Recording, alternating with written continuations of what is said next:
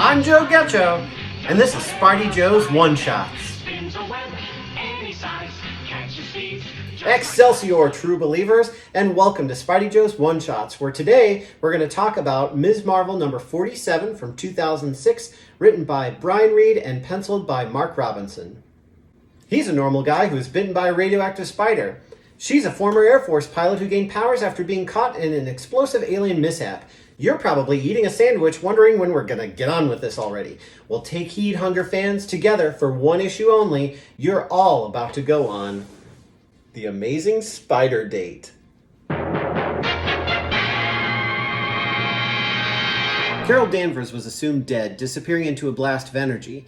And in her absence, Norman Osborn, new leader of the National Security Agency known as Hammer, did what he does best, capitalized on an opportunity. With Danvers gone, Osborn created his own version of Ms. Marvel, Karla Sofen, a.k.a. the former villain known as Moonstone. Back from the dead, Danvers defeated Sofen and proved that there's only room for one Ms. Marvel, the rightful one, until she changes her name to Captain Marvel later.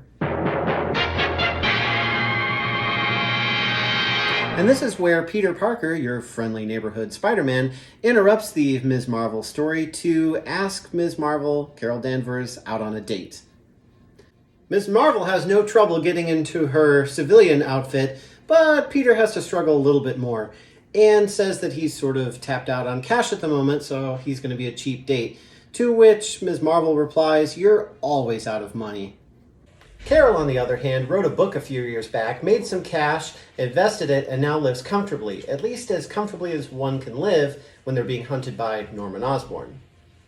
Carol asks, "What's the story between you and Osborn anyway?" To which Peter replies, "He's crazy, he wants me dead. I mean, if you're looking for the short version." Pretty accurate. But in this panel, for some reason, Peter looks an awful lot like Harry Osborn from the Sam Raimi Spider-Man films. Peter then puts it back to Carol and says, "Well, everybody has their Norman Osborn, so who's yours?" To which Carol replies, "Well, that would be Mystique, because she tried to get Rogue to kill her." Unfortunately, the conversation starts to drag after they're done talking about supervillains, and Peter brings up that he can make his hair move, which is totally a non-spider related power. And then he says, "Be right back, gotta hit the little Peter room." He means, because his name's Peter Parker. 4.5 minutes later, he comes back and the conversation is just as awkward as it was when he left.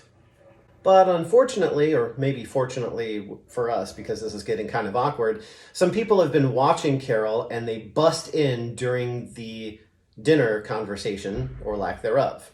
Naturally, they've slightly miscalculated because they're coming after Carol, not realizing the power that she wields, while Peter just kind of sits there and keeps eating because, I guess, what is he going to do? Carol's got it under control.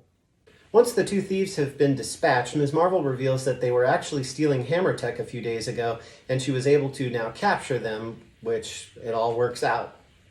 Carol picks up Peter and flies off with him in search of better food than the restaurant had, and they decide upon a street vendor selling hot dogs. Yum.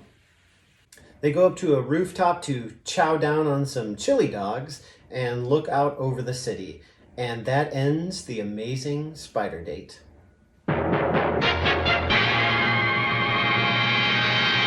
If you enjoy comic books and movies, check out episodes of our comic book podcast, We Like Comics Because They Have No Bones, on anchor.fm/Boneless Comics Podcast.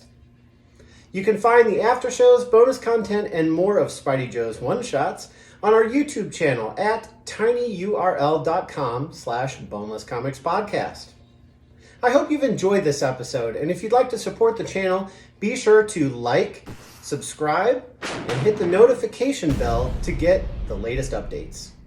You can also connect with us on social media on TikTok, Instagram, and Facebook at Boneless Comics Podcast, and on Twitter at Boneless Comics 1. Thank you so much for listening, and I'll catch you later. Wherever there's a hang-up, you'll find the Spider-Man.